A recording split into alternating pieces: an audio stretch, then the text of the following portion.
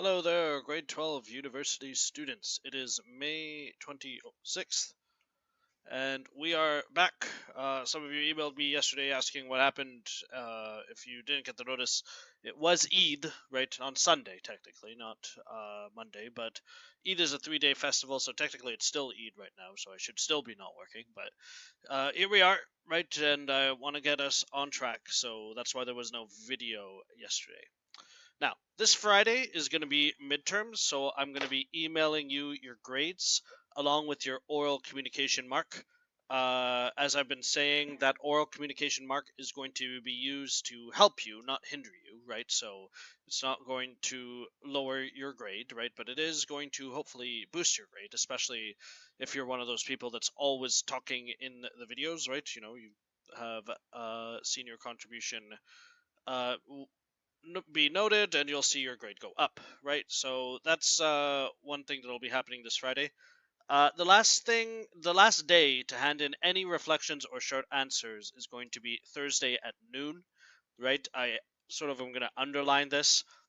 After that, uh, anything after that will be assigned a 0, right? So if you give me your, short story answers at Thursday at 12:05, not going to take them, guys, right? Because I have to have time to mark these things, and if you give them to me too late, right, then that's a problem. Generally speaking, you guys have been handing things on time, right? You know, most of you are giving me stuff.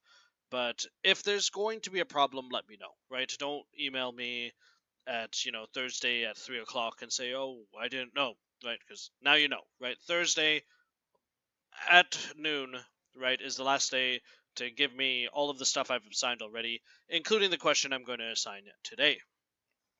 Now, our next online meeting, by the way, is going to be same day, Thursday at 2 o'clock.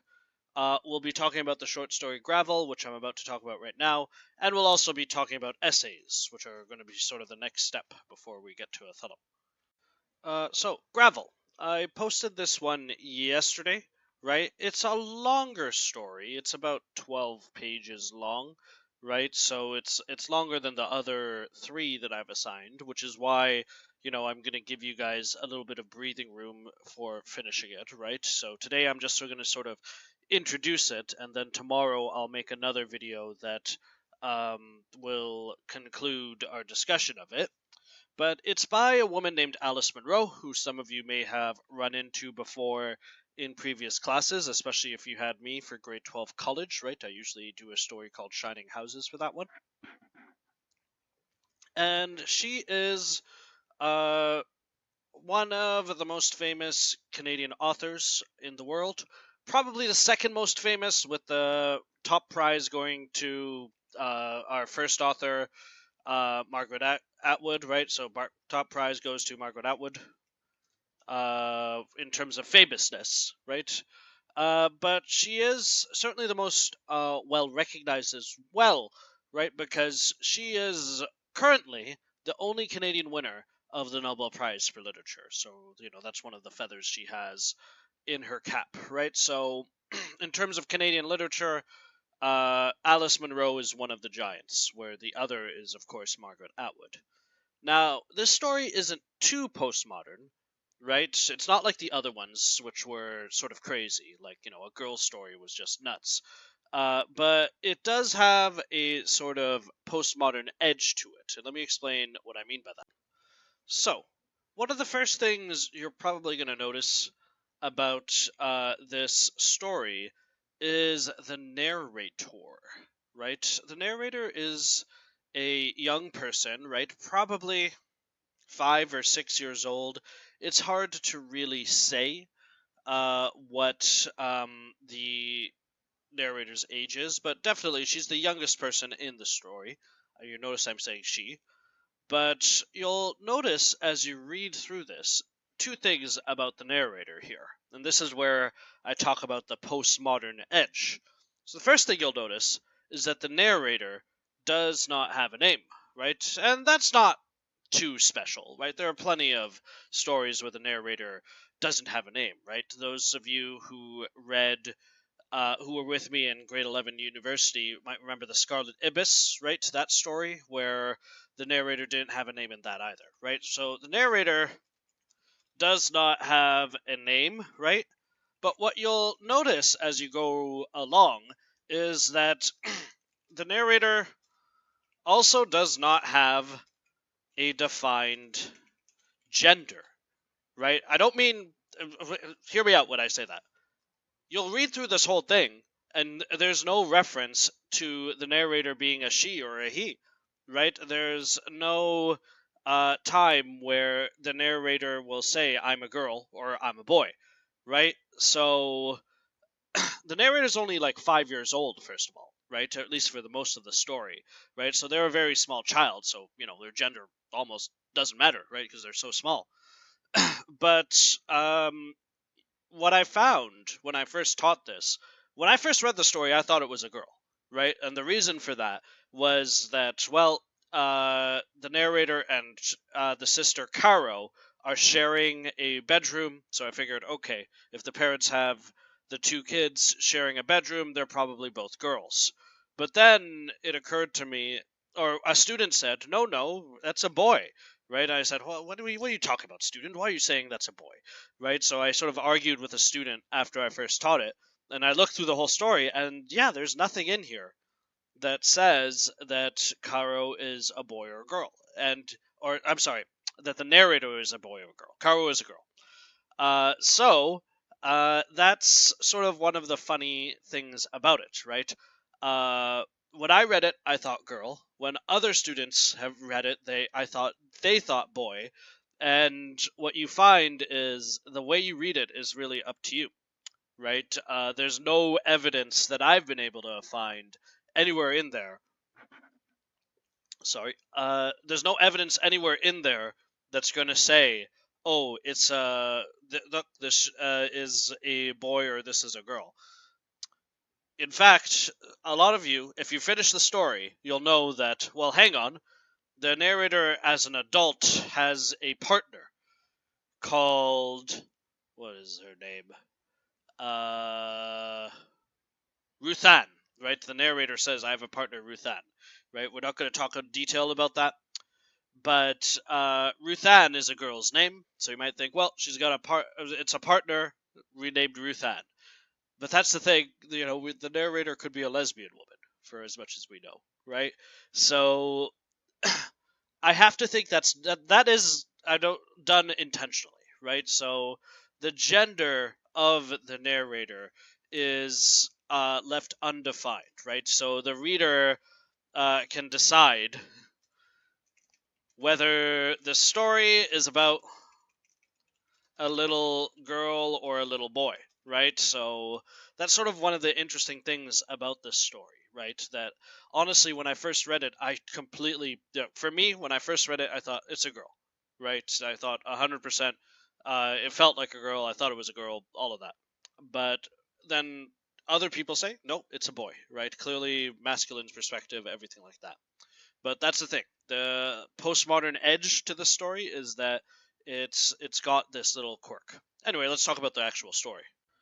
So, before we get to the content, actually, I should mention, just as I referred to, you're going to write an essay about this story, right? This story in particular, not the ones last week, right? But this one in particular, right? I've decided, we don't have time for a documentary, so it's going to be good to write an essay on this particular topic, because this story, first of all, is very rich. There's a lot to say about it, and it also sort of combines some of the ideas that we've been talking about in class. So you're going to have the short answer, just like usual, at the end of the story, but the whole thing is that after this, next thing we're going to do is an essay on this particular story. Okay, so that's what you should look ahead to. And the reason I want to do that with this particular story is that this story really does blend together a lot of the ideas that we've been talking about in class. Let's start with the feminism idea that we spoke of before. Sorry, I just need some tea. So, let's take a look at just the beginning of the story, and we'll get a sense of what I'm talking about here. So it begins. It was the first page. At that time, we were living beside a gravel pit, not a large one, hollowed out by monster machinery, just a minor pit that a farmer might have made some money from years before. In fact, the pit was shallow enough to lead you to think there might have been some other intention for it. Foundations for a house, maybe, that never made it any further. My mother was the one who insisted on calling attention to it. We live by the old gravel pit out the service station road, she'd tell people, and laugh because she was so happy to have shed everything connected with the house, the street, the husband, with the life she'd had before. I barely remember that life. That is, I remember some parts of it clearly, but without the links you need to form a proper picture. All that I retain in my head of the house in town is the wallpaper with teddy bears in my old room. In this new house, which was really a trailer, my sister Caro and I had narrow cots stacked one above the other. When we first moved there, Caro talked to me a lot about our old house, tried to get me to remember this or that. It was when we were in bed that she talked like this, and generally the conversation ended with me failing to remember, and her getting cross. Sometimes I thought I did remember out of contrariness or fear of getting things wrong. I pretended not to. So, the narrator, again, it's written in past tense. So when we're seeing the story, the narrator's writing it as an adult, but it's the memories of her as a child. By the way, I'm saying her, but that's just because my habit, right? Remember, the narrator could be a her or a him. Nevertheless, the family here has gone through a transition, right? So let's see. We've got the family, which is to say the mother and the sisters, have moved out of a nice house and into a trailer by a gravel pit, right? So they've taken a bit of a dip here in their social standing, right? And we don't know why, but we'll find out. I'm just going to jump to the second page here. On the second page, which I hope you've already read, where we find out about Neil. It says here, the paragraph right here. Neil was an actor in town. There was a professional summer theater, a new thing at the time, which some people were enthusiastic about and others worried about, fearing that it would bring in riffraff. My mother and father had been among those in favor, my mother more actively so, because she had more time. My father was an insurance agent and traveled a lot. My mother had got busy with various fundraising schemes for the theater and donated her services as an usher. She was good looking and young enough to be mistaken for an actress. She'd begun to dress like an actress too, in shawls and long skirts and dangling necklaces. She'd left her hair wild and stopped wearing makeup. Of course, I had not understood or even particularly noticed these changes at the time. My mother was my mother, but no doubt Caro had, and my father. Though from all I know of his nature and his feelings for my mother, I think he may have been proud to see how good she looked in these liberating styles, and how well she fit in with the theater people. When he spoke about this time later on, he said he had always approved of the arts. I can imagine now how embarrassed my mother would have been, cringing and laughing to cover up her cringing, if he'd made this declaration in front of her theater friends. So, just to summarize there, Mom got involved with this theater here, and she starts to dress differently and everything like that. And then, well, let me just get to the point here. Well, then came a development that could have been foreseen and probably was, but not by my father. I don't know if it happened to any of the other volunteers. I do know, though I don't remember it, uh, that my father repped and for a whole day followed my mother around the house, not letting her out of his sight and refusing to believe her. And instead of telling him anything to make him feel better, she told him something that made him feel worse. She told him that the baby was Neil's. So, the reason that they're out of the nice house and into the gravel pit is the mother had an affair with an actor named Neil, right? She got pregnant with his child, and now has moved herself and her daughters to the trailer where Neil lives, right? Sorry. So, uh, that gives us an interesting scenario right there. So, there are two ways of looking at this scenario.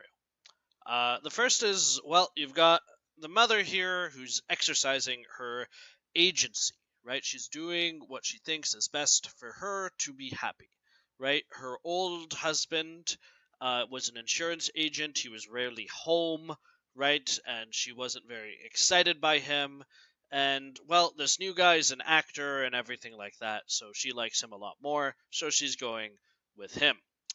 But Neil, of course, as you may know if you read the story, is a bit of a bum. He lives in a trailer, he has no money, and the mother left a lot of wealth behind to live in a trailer. And it's not just her that's going to live in this trailer, it's also her daughters, right? So whether she made the right decision here or not is something that, well, I will leave to you guys to discuss. That's going to be one of your potential essay topics, actually. But we see here that this mother made a decision that, well, I think many people would perhaps question, because she is essentially, taking her children into the wilderness here, right, in order to get away from this boring life and to live her new life, right? So, it's a very fascinating story, right? And Alice Munro is a magnificent author. So, you guys, I imagine, are going to be taken in by this thing and think, oh, wow, what happens next? So, I will be giving you guys this time to just read the story for now, right? Because I don't want to talk too much about what's going to happen and the ending and everything like that. The main thing is that we've got these two kids who have been sent out into the wilderness, right, to live by this gravel pit, right? Oh, by the way, a gravel pit. A gravel pit is essentially just a big hole in the ground, right? So if you want to excavate some stone or you want to build something or something like that, right, you got to dig a gravel pit just like over there, right? So if there's a gravel pit in front of your house, it means that there's essentially a big hole in the ground in front of your house, right? And as you can see, or well, maybe see, these can be quite deep, right? So if a child fell into it, or whatnot, then they would be badly, badly hurt, right? And not to spoil what's going to happen, but, well, I'm going to have to spoil it if I'm going to give you the question. So I'm going to say, if a child, if you fill that thing with water, it's basically a lake, right? So if it rains and that fills with water, that's, something that a child could drown in. So that brings us to our question of the day. So, spoiler alert here. If you don't want to know what happens at the end of Gravel, Gravel is a really good story, by the way, so you should try to enjoy it. But press pause here if you haven't finished the story and go read it, and then, well, come back. Alright, so spoiler alert. So, I'll be talking about this more when we come back tomorrow to um, do another video about the whole story, but I'm going to be asking a question about the ending, which is who, in your opinion, is most responsible for the death of Caro, right? So that is going to be our question of the day, and it's our last question of the day. So you'll answer this one in full sentences, just in the same way you've done the other ones. By the way, I've been getting some good answers, especially for a girl's story. So well done to all of you for that. But the question here is asking for you to make a judgment about who is most responsible for the death of Caro, right? So read through the story in order to answer this question if you haven't already. But note that I am looking for you to pick one person, right? Or if you want, or no one, right? So I don't want you to just say everyone is responsible, right? Mother, father, Neil, narrator, right? Everyone is responsible. No, no, no. I want you to pick one person for this uh, particular question, right? And I want you to use evidence from the text, just like the usual. Now, before you answer this question, right? And again, you should only be listening if you've already read the story, so I'm not going to spoil too much. The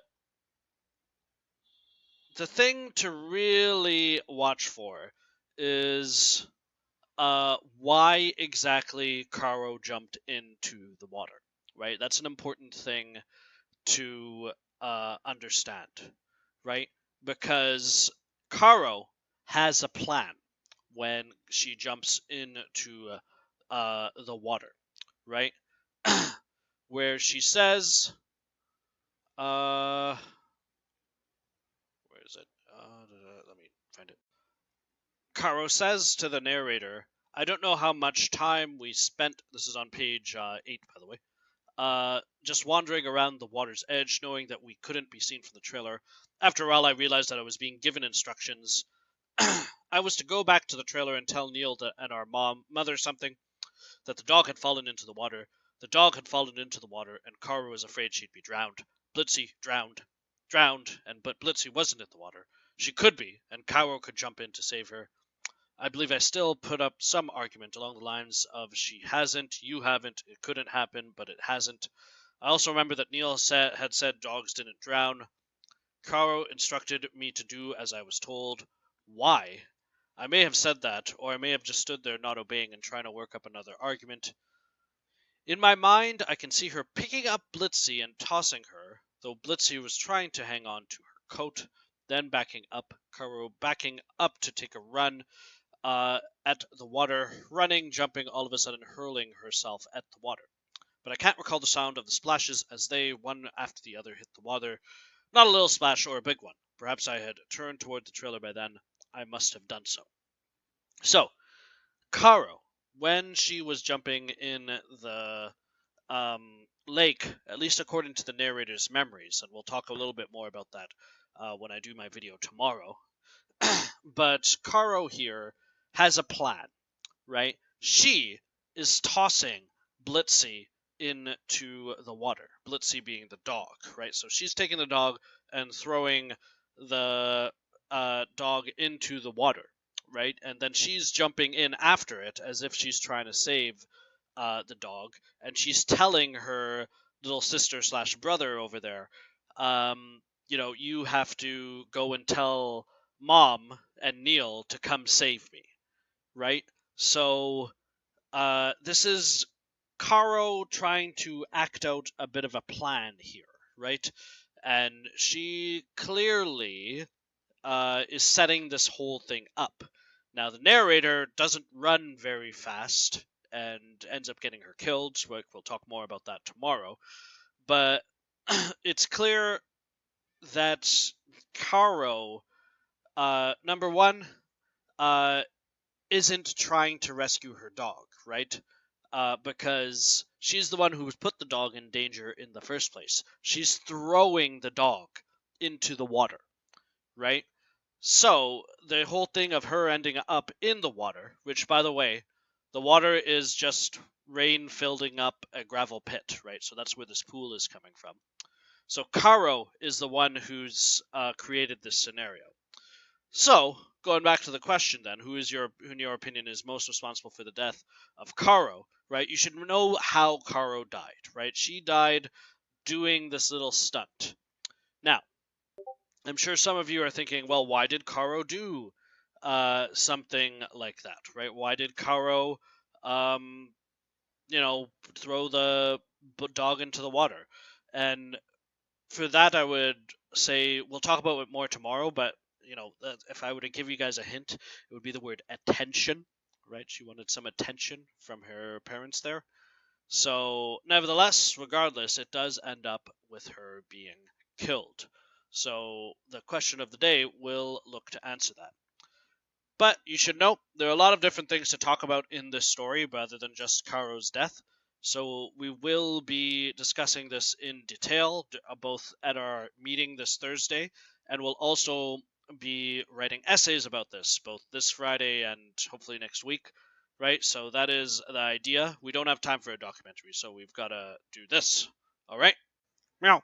I think it was the dog's fault that she died, because dogs are bad. No, the dog was thrown in the water. The dog didn't go in the water by itself. Meow. But it's a dog. Okay, but you should know that it wasn't the dog's fault. So, guys, don't do what Uranus did and say it was the dog. But it wasn't the dog. Meow. It was the dog. Okay. Well, that's it for today, guys. I will post another video tomorrow. Thursday is our meeting, and Friday is your midterm. And I hope you all are doing well. As always, email me any questions.